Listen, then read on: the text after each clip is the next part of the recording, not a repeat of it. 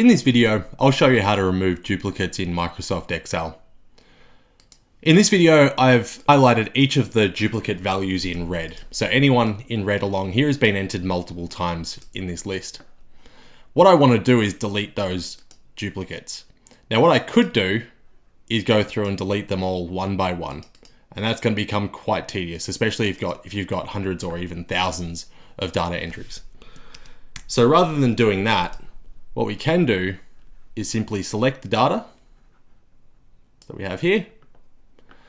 And then we go into Data in the top menu and go across to Data Tools where you'll find Remove Duplicates. Now in this case, I want to unselect My Data Has Headers because I haven't included the headers or the column headings in this sample. Now the duplicate values as well that I want to remove are only in column B. For instance, it could be the case that multiple salespeople have had $6,257 of sales in the month of January, in which case I don't want to delete those other individuals.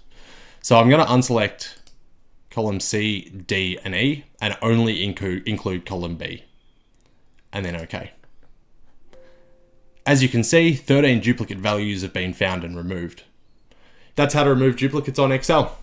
And make sure you hit subscribe below for more content.